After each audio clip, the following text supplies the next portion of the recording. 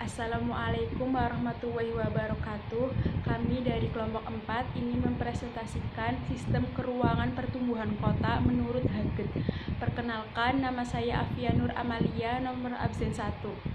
Nama saya Nisa Rashidah, absen 2. Saya Nabila Putri Haryanto, absen 22. Nama saya Naomi Fatimatus Zahra, nomor absen 23. Nama saya Naura Alalia Bunci Senastri, absen 24.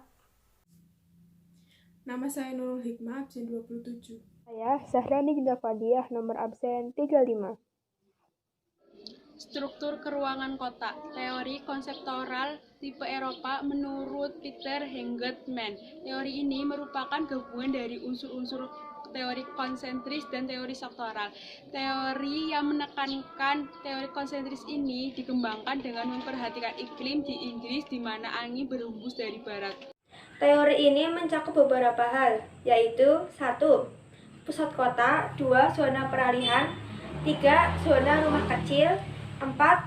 Permukiman pasca tahun 1918 dengan pembangunan pasca 1945, terutama di daerah pinggiran. 5. Desa-desa yang dihuni penglaju yang terdiri dari komuter, sektor kelas menengah, sektor menengah ke bawah, sektor pekerja, sektor industri, dan sektor pekerja kelas terbawah. Dalam mengkaji perkembangan fisik suatu kota, menurut Hanget 1970 dapat mengacu kepada teori difusi atau teori penyebaran atau penjalaran yang memiliki dua model yang masing-masing memiliki maksud yang berbeda. Model tersebut adalah model difusi ekspansi dan model difusi relokasi dengan penjelasan seperti berikut. Yang pertama ada model difusi ekspansi atau expansion diffusion, adalah suatu proses penyebaran informasi, material, dan sebagainya yang menjalar melalui suatu populasi dari suatu daerah ke daerah lain. Dalam proses difusi ekspansi ini bersifat informasi atau material. Dalam proses difusi ekspansi ini, informasi atau material yang didifusikan tetap ada dan kadang-kadang menjadi lebih intensif di tempat asalnya. Salah satu contoh proses difusi ekspansi adalah terjadinya pertambahan penduduk dalam kurun waktu tertentu yang dibedakan dalam dua periode. Waktu. Dengan demikian, dalam ekspansi ruang terdapat pertumbuhan jumlah penduduk, material ruang, hunian baru. Yang kedua, difusi yang lainnya adalah Difusi relokasi atau relocation diffusion adalah suatu proses yang penyebaran ke ruangan, yaitu informasi atau material yang didifusikan meninggalkan daerah asal dan berpindah ke daerah yang baru. Dalam geografi terpadu, para ahli geografi tidak hanya memfokuskan kajiannya pada objek material, tetapi lebih menekankan pada sudut pandang keilmuannya. Menurut Peter Haget, untuk menemukan masalah geografi, maka digunakan 3 bentuk pendekatan, yaitu pendekatan spasial atau keruangan, pendekatan ekologi atau lingkungan, dan pendekatan regional atau kompleks wilayah. Berikut ini penjelasan lengkapnya 3 jenis pendekatan geografi menurut Peter Haget, yaitu pendekatan spasial atau keruangan, pendekatan ekologi atau lingkungan, dan pendekatan regional atau kompleks wilayah. 1. Pendekatan spasial atau keruangan. Analisis keruangan merupakan studi tentang keragaman ruang muka bumi dengan menelaah masing-masing aspek keruangannya. Aspek-aspek tersebut meliputi faktor lokasi, kondisi alam, dan kondisi sosial budaya masyarakatnya. Dalam mengkaji aspek-aspek tersebut, seorang ahli geografi sangat memperhatikan faktor letak, distribusi atau persebaran, interaksi, serta interaksinya. Salah satu contoh pendekatan keruangan adalah sebagai berikut. Sebidang tanah harganya mahal karena tanahnya subur, atau sebidang tanah harganya mahal karena letaknya di pinggir jalan.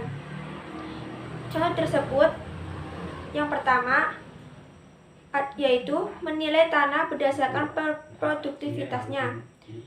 Sedangkan yang kedua, menilai tanah berdasarkan nilai ruangannya, yaitu letak yang strategis. Fenomena geografi berbeda dari wilayah yang satu dengan wilayah yang lainnya, mempunyai pola keruangan, spasial tertentu, spasial struktur.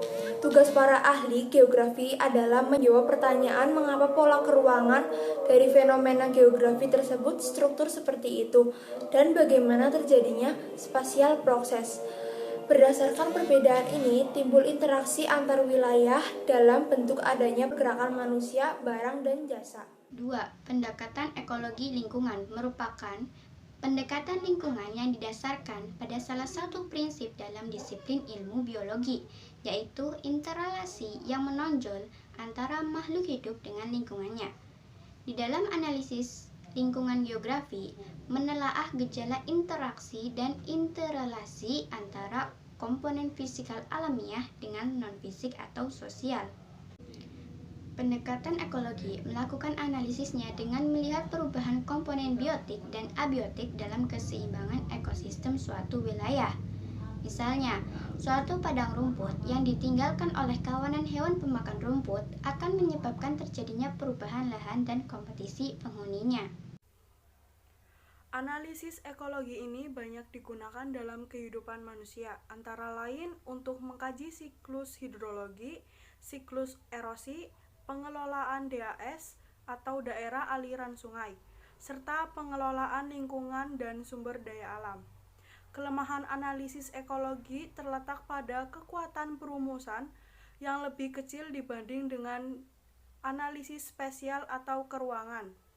Sebagai akibatnya, kekuatan untuk membuahkan teori pun lebih kecil pula, dan keunggulannya terletak pada fokus yang lebih besar terhadap masalah lingkungan. 3. Pendekatan regional wilayah kompleks. Analisis kompleks wilayah membandingkan berbagai kawasan di muka bumi dengan memperhatikan aspek-aspek keruangan dan lingkungan dari masing-masing wilayah secara komprehensif. Contohnya, wilayah kutub tentu sangat berbeda karakteristik dengan wilayah khatulistiwa. Analisis kompleks wilayah merupakan perpaduan antara analisis keruangan dan analisis ekologi. Analisis ini menekankan pengertian areal differentiation, yaitu adanya perbedaan karakteristik tiap-tiap wilayah. Perbedaan ini mendorong suatu wilayah dapat berinteraksi dengan wilayah lain. Perkembangan wilayah yang saling berinteraksi terjadi karena terdapat permintaan dan penawaran. Contoh analisis kompleks wilayah diterapkan dalam perancangan kawasan permukiman. Langkah awal, dilakukan identifikasi wilayah potensial di luar Jawa yang memenuhi persyaratan minimum, seperti kesuburan tanah dan tingkat kemiringan lereng. Langkah kedua, identifikasi aksesibilitas wilayah. Dari hasil identifikasi ini dirumuskan rancangan untuk jangka panjang dan jangka pendek untuk pengembangan kawasan tersebut.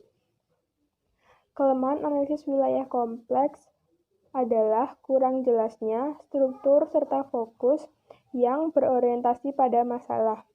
Keunggulannya terletak pada fungsinya sebagai sintesis yang memungkinkan pemahaman secara holistik dan komprehensif atas wilayah. Sekian dari kami. Wassalamualaikum warahmatullahi wabarakatuh.